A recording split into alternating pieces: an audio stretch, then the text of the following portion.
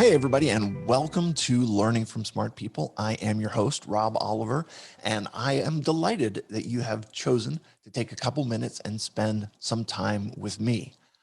I, as I will do almost every episode, have brought to you a smart person today.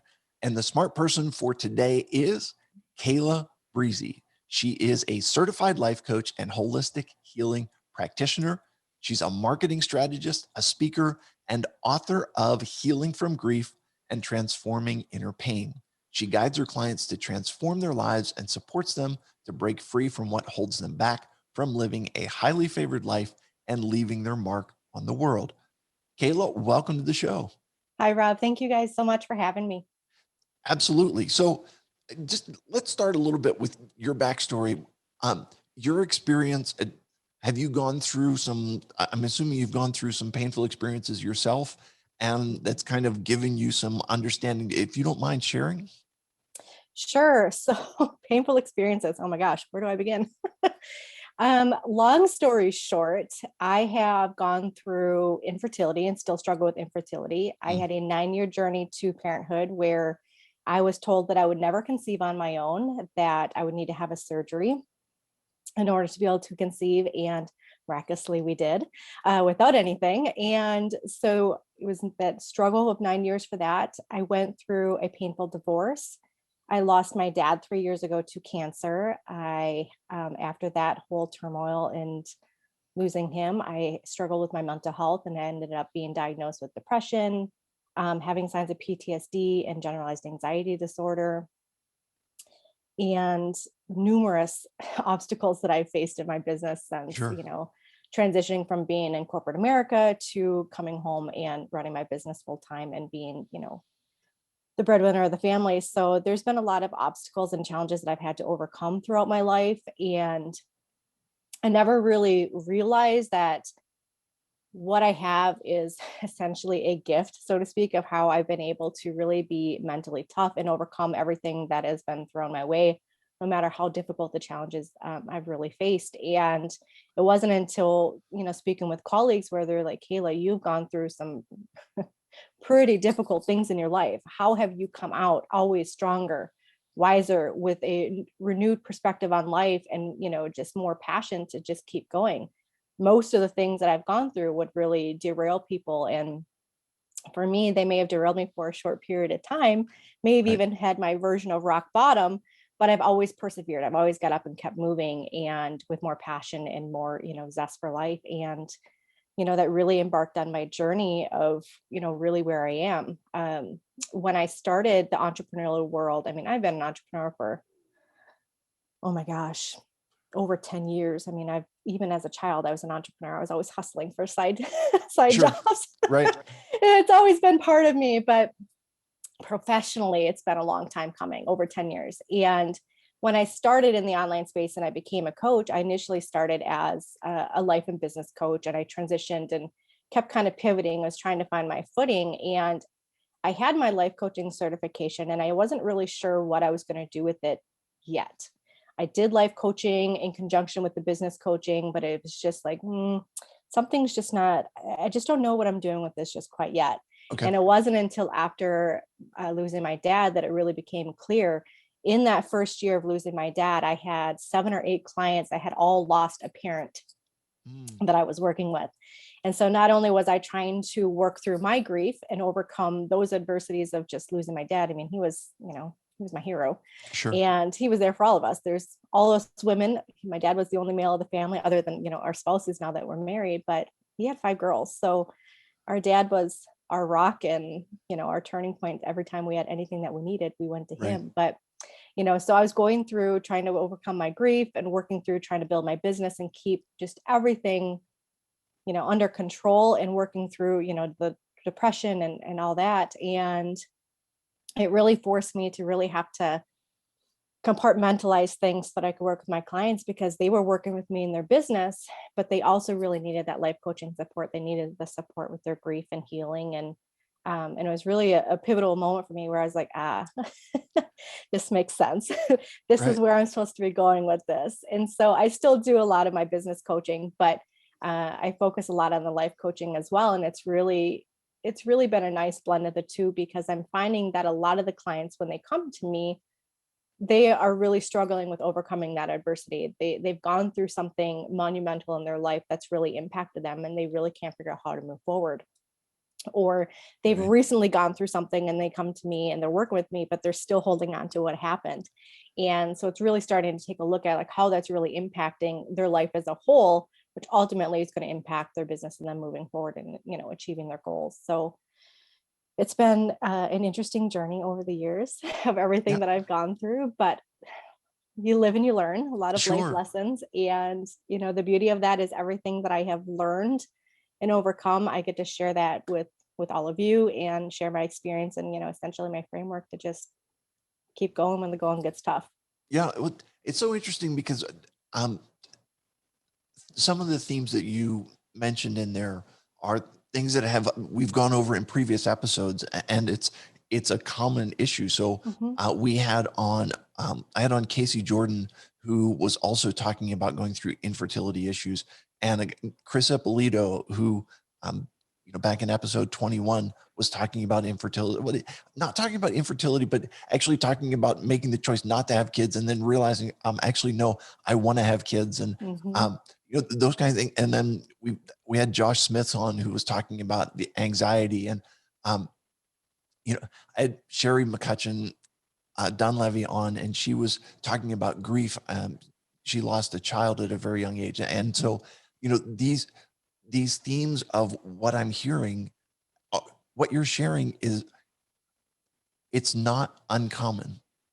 No, It it's really not. It's not uncommon. And I think so many of us are afraid to embrace the journey that we've been on. We want to put it behind us. We want to keep it in the darkness of our life and not share what's really going on or things that we've gone through. And for me, it's like, embrace your journey, just share it. You never know who is on the same or similar journey as you and who you're going to yes, inspire and offer hope to be able to get through those things.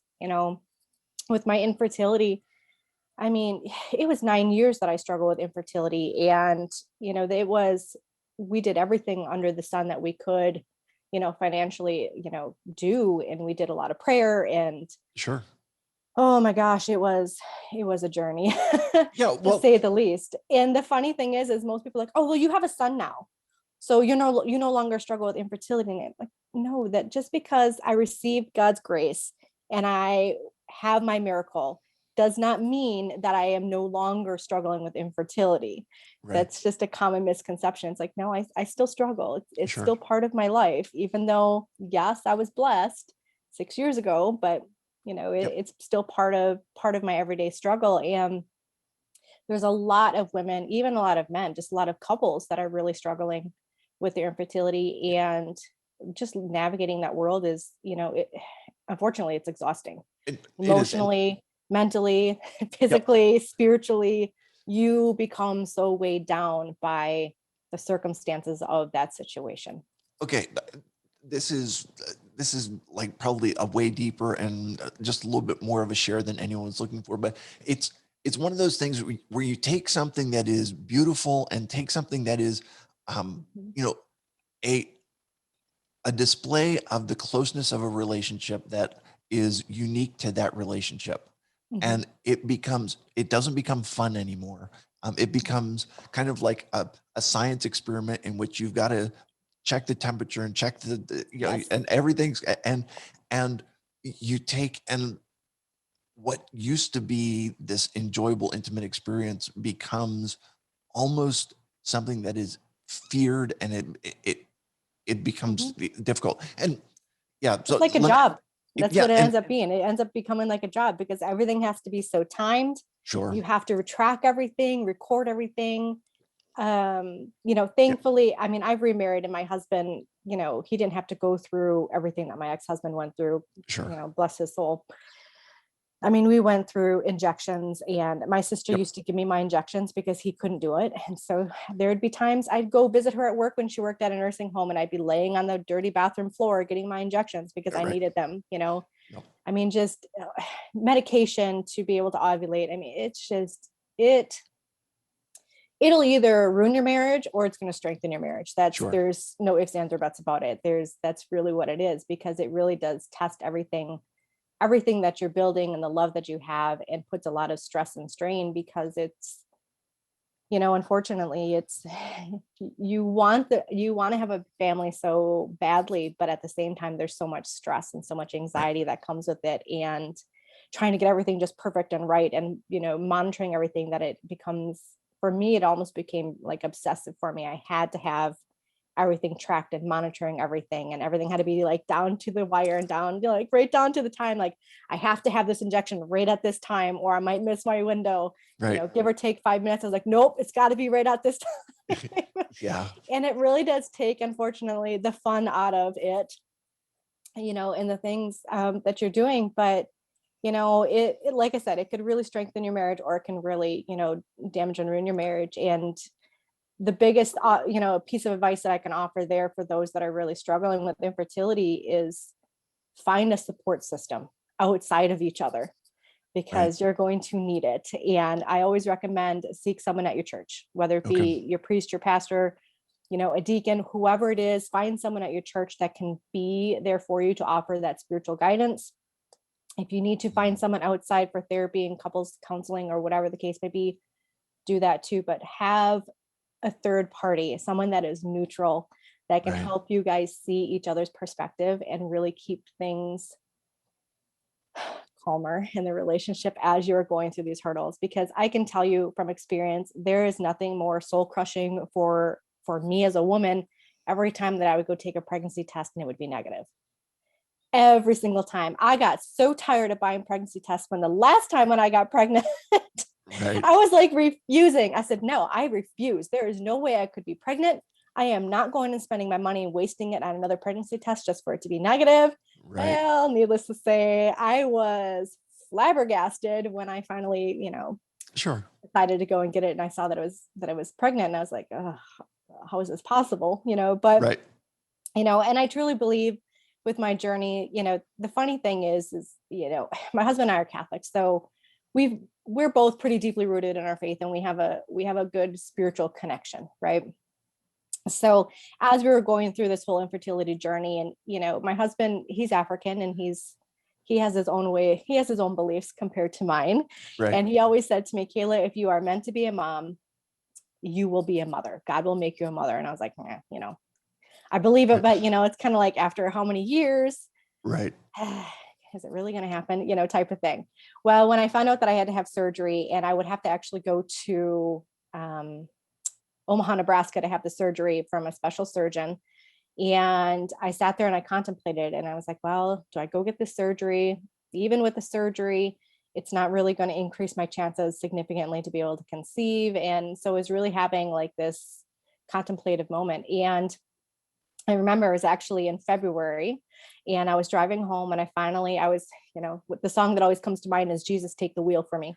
Right. So, because that's what comes to mind. I was driving my car on the way home, and I was just talking out loud, and I said, God, if I am meant to be a mom, like, you got to give me some sign here. Like, you got to tell me what I'm supposed to do. Do I go have this surgery? Do I continue on this path? Do I just let it go and let things be? Do I look at adoption? Like, I need some sort of a sign, because I just don't know what to do, and I'm exhausted. Right. And believe it or not, that March we ended up conceiving, and I had my answer, my two pink lines on a pregnancy test Sure. in April. And it was a pretty incredible moment, not only for me, but for my family. And yeah, we recorded it. I shared the news that we conceived. It was actually on Easter. I Right. hid an Easter basket, and Cool. it had, baby Brissi on there, and we recorded the reaction of my parents and everybody, because nobody was expecting it. I mean, Right. after everything I've gone through, and then being told by 4 specialists that I would never conceive on my own, that, Mhm. it's Yeah. pretty Well, miraculous. it is. It's an amazing story. One of the things that I think I want to key on there is that it was playing on your mind so much It that was. so, and to me, I feel like the mind is such a vulnerable place. It's a place of conflict. It's a place, and So as you're going through this, um, I think that you're learning skills about the mind and about mindset. Can Mhm. you talk to us about mindset, not necessarily just yours, but some of the things that you can that you've learned that would be able to help other people in their mindset and what they're doing and what they're thinking? Sure. So whenever I think of mindset, I think of how when I'm overcoming, no matter what obstacle it is, big or small, there are a few different things that I typically do. We tend to automatically have negative thoughts that come in. One of the methods that I have done for years is I really identify and being mindful of the negative self-talk, the negative thoughts that are coming through, and really putting a stop to them as soon as I can, and flipping the script. So whenever I say I can't do something, it's not that I can't do it; it's how can I do it. Okay. So it's constantly flipping that switch to make it positive, to make it to rewire my thinking of, let's not look at this as a complete obstacle. How can I work through this, and how can I change the way that I'm thinking? And a lot of times that really sometimes is all I need to be able to just snap out of it and keep moving forward. Um, so I do that a lot. Obviously I do a lot of affirmations, and affirmations are not for everybody, but I'm a Right. firm believer in affirmations and gratitude journal work. That really helps shift my perspective when it comes to just really looking at what I have in my life to be grateful for it, and not wallowing in self-pity, so to Right. speak. And I really look at, I try and think of every day at least three things that I'm grateful for. And it can't be the same thing as the day before, or any other day. It always has to be something different. Okay. And it really makes you appreciate everything that you have, whether it be, something tangible or something intangible. But Hmm. it really opens that doors and shifts your perspective of, look at all the blessings around you, and look what you have to be grateful for. Yes, in this moment, you may be going through something that's really challenging you and really, making you upset or making you angry, whatever the case may be. Right. But look at everything around you. Be grateful for everything that you have, because you're here, you're living, you're breathing, Right. right? You've got so much to offer the world. You've got a family, you've got career, whatever it is. You got a roof over your head, right? We Sure. got clean running water here. Like, most Right. people take that for granted. I said, oh, if you Yep. only knew, Well, you yeah, know, they're not from Flint. Right. So, right. And my husband he's from Africa, and I have never been there, but listening to his stories of his upbringing, it really does put things in perspective for me. And it it humbles me, because I really do realize how of an advantage we are here, in the United States. And um, it, it really does make you stop and think. It really yeah. does. The other thing that I always recommend is, whether you are religious or believe in a higher power of sorts, is really tap into that, tap into the divine, so to speak. Do your prayer, do your meditation, really get deeply rooted in your faith, because no matter what you're going through, it's going to challenge you, and it's going to challenge your mind. It's going to challenge your emotions, but it's really going to challenge you, you spiritually, and continue to strengthen that relationship, and to really lean into that relationship that you have. And I think the other key component is really, looking at the physical aspects of how, when you're going through these adversities and you're working through your mindset, how it's really impacting your overall physical body as a whole. And so many people don't realize that doing a little bit of exercise every day actually really does help your mindset. It helps keep you clear out the fog, gives you that clarity. And so even just moving, just walking 10-15 minutes a day, just getting up and doing something, is going to help you keep moving, keep the blood circulating, and really help with the overall of you building that mindset muscle. And more often than not, whenever I'm really struggling with something, and I'm fixated, and I just can't seem to work through it in my head, if I go for a walk, go run up and down the stairs, or do something physical, I will find the clarity I need. It's like a flip of a switch. It's just like I just needed to get that adrenaline moving. Sure. And that seems to help as well. And days when I'm really feeling down or depressed with my anxiety, exercise always works too. And it doesn't have to be the vigorous exercises. It's literally me walking in my basement doing circles, for 30 minutes. It's Okay. it's so ridiculously silly, but that's what I do. And it's like, well, if that works for me, and I know it's, winter here in Wisconsin, so I'm not outside, but if that's what it takes for me to be able to work through some of these things, or just find clarity, or just talk myself through things in my head, that's what I'll do. Just some very simple methods of just building up that mental toughness, building the stamina, so to speak, to be able to work through whatever's really holding you back, those limiting beliefs, finding different methods that work for you is going to be key, because what works for me is not necessarily going to work for you. You got to kind of Right. test it out a little bit. But, looking at that is, how can I maintain everything as a whole when I'm looking at my mindset, because your mind plays a role in everything that you're doing. And so if you can find other ways to be able to break up the patterns, so to speak, like with Right. exercise, or even doing meditation is going to be something different. It can help you work through these things a lot quicker and help you build up that, build that muscle, that mindset muscle. Sure. And you call this you call the mindset tool. You talk about the warrior mindset. Mhm. Can you tell me a little bit more about like what what does that mean to you to have a warrior mindset? Sure. So I don't know why I really call it the warrior mindset. I don't know, maybe it's because my dad was a veteran and it's just always kind of stuck with me, or people always say that you're such a warrior. You've got a lot of fierceness in you. I don't know, but I digress. So when I look at warrior mindset, for me, it's really about having a mental toughness. And that mental toughness is what one needs to obtain and to be able to overcome the emotional, the mental, the physical, and the spiritual challenges and adversities that we often face. And we do that by really finding our inner strength, where we are able to then triumph in victory. And there's a quote that's actually by his name is Richard, and I can never pronounce his last name, but he wrote the book Unleash the Warrior Within. And this quote really stood out to me, and I'm going to share it with you guys because I think it'll be really impactful for you.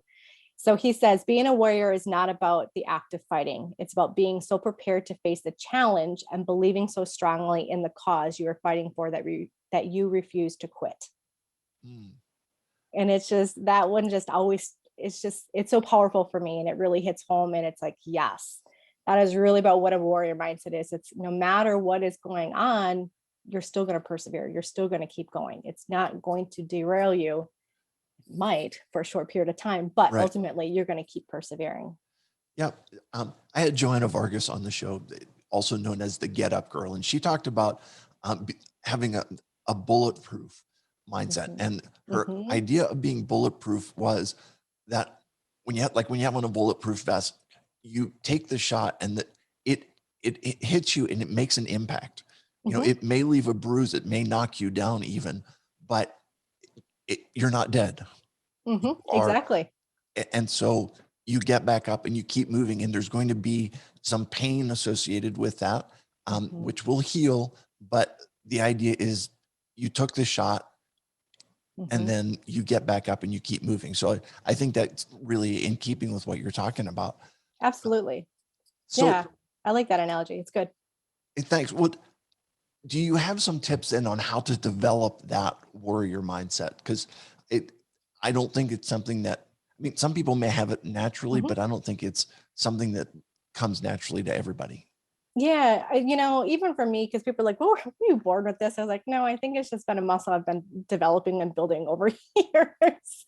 I was an athlete, for many years, and competed professionally, or not professional, but competed in, the World Series and stuff for softball. And so, no matter if you're an athlete professionally, or like me back in the day as a kid, or you're, a speaker, an actor, in a professional career, whatever the case may be, is we we all overcome, we all have obstacles we have to face. And in order to become who we are, to step into our greatness, we really need to develop this warrior mindset. So it is not something that we are generally born with. It's something that we build over time. So we're building that muscle, right? It's kind of an exercise.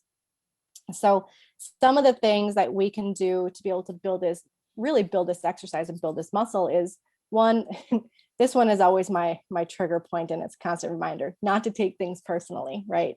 Not everything is about you, right? So that's one of the big things for me is I can be very reactive to some things, especially by family members. If they say something to me, I'm more reactive to them than a colleague or a friend, Okay. probably because they're family. But not take things so personally is a big thing.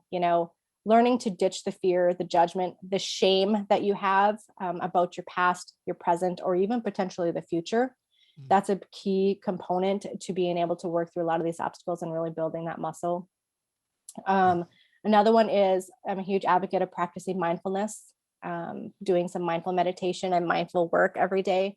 That's really going to help you create that self-awareness for you to identify when you are resisting doing things, when you are wallowing in self-pity, when the negative automatic thoughts are swarming in and you need to squash them, that you really need to practice that mindfulness in order for you to be able to identify those things, because if they don't, you're going to continue to spiral backwards and it's not going to move you forward, right? Yeah. Some of the other things that we can do is, honestly, this is a big one too, remove anything in your life that doesn't serve your highest good. Sometimes this could be, unfortunately, sometimes this could be people that you need to take a step back from, or Hmm. not spend so much time with them. Maybe it's the career you've been building that no longer serves you. But, looking at the things that don't serve you for your highest good, they're weakening your mindset. They're weakening what you're able to really accomplish because they're holding you back. Wow. And if you think about it, it's really about removing the toxicity in your life. So people, things, tasks, jobs, whatever the case may be, but really, really removing that. With me being, Catholic and what have you, and being deeply rooted in my faith, I have a firm belief in, really finding the blessing in the disguise in literally Mm. everything that you're doing. Sure. Always find the blessing. People look at like, well, how can you find the blessing when your dad passed away? That really hit you. And I said, well, it did, and it sucks that my dad's not here, but there's a greater purpose here for me. I had to go through that experience for me to be able to shift and see things from a different perspective. And that gave me momentum and shifted things in my life, and, allowed me to be able to do a lot of amazing things and create a memorial foundation for him, and, really just do something different on a greater scale, make a bigger impact. And so that really is, a blessing. Right. Even another example, my dad fell at my rental property, and had he not fallen at my rental property, his cancer wouldn't have been discovered and we wouldn't have had Mm. another year with him. Right. So that in and of itself was a blessing in disguise. And it's like, yeah, that was a, you know, a, Right. a challenging moment to overcome. He fell and we didn't know how he was going to, respond to that, but we got another year with him. And, that was another year of stories and memories that we were able to create, you Yeah. know. Some other things that you could do is really gain clarity and focus through, like I mentioned, with meditation, with the mindfulness practice, really tapping into, your spiritual connection, your spiritual beliefs. Get out of your comfort zone regularly. This is something I've become a yes woman, so to speak. I kind of like the Yes Man movie with Jim Carrey, but learn to say yes to things that push you out of your comfort zone. Challenge yourself a little bit, do things that you wouldn't normally do, go against the grain. You never know what new skill you might find, or what you might learn from the experience. And by doing that, by challenging yourself and challenging your mind to not always keep you in that comfort zone, to keep you safe, you're building that muscle up so that you can overcome things, that you can work through with the feelings maybe associated with tapping into something unknown that you're not used to. Sure. So it is a little bit scary, I admit. As someone that suffers from anxiety, it can be a little nerve-wracking for me, but I do it because, life is short. Right. Let's try something new. Let's, have an exhilarating life. Let's see what we can make of it. Um, Absolutely. It- yeah, I mean, there's so many things that we can do, but it's a matter of just starting where you are okay. and making a decision that you're going to do something every day that's going to help build up this muscle, that's going to allow you to be able to work through everything that you're going through. I mean, ultimately, at the end of the day, the goal is to be able to create this mental toughness so that no matter what's going on in your life or in your business, but overall in your life, that you're going to be able to work through it, and work through it with grace, right? Right. Yeah. So, and believe in yourself wholeheartedly. You can get through anything. You really can. You do have the power to get through anything. Yes, you might need to get help from someone at some point in time, and that's okay. Don't be afraid or ashamed to reach out for help if you need it, but you can get through it. And what I find is that most people don't realize the inner strength that they really have to persevere. Yeah. And That's it's really tapping into that, and honoring who you are, on embracing that journey that you're on, but really learning that you do have a lot of inner strength. sure. Um, That that's a Using it to your beautiful. advantage, Yeah. use it. I think that's a beautiful place to kind of end our interview. That it's Sure. um, realizing people are a lot stronger, a lot more resilient, a lot smarter, have a lot more skilled than they realize. Mhm. And that's something that we all need to be mindful of. Listen, Kayla Brissi, thank you so much for sharing. If people are looking to connect with you, where can they find you? What's the best place? Honestly, if you look for me online, my social media is all under Kayla Brissi, and my website is the same thing. I keep it very simple, so you're welcome to find me either way. Excellent. And you had an offer for a free offer for my listeners, if I'm not mistaken. Yes. So I have a 5-day warrior mindset challenge, which ultimately is designed to help you build your mindset muscle, to help you work through and build up that mental toughness so that you can overcome any obstacles and adversities that life may throw at you. Wonderful. And I will put the link to your website, to your social media, and to that 5-day challenge. I'll put all of that down in the show notes so that folks can find you as easily as possible. Perfect. Kayla, you have shown that you are smart. I have learned from you. It is time for 3 questions to establish your humanity. Are you ready for this? I'm ready.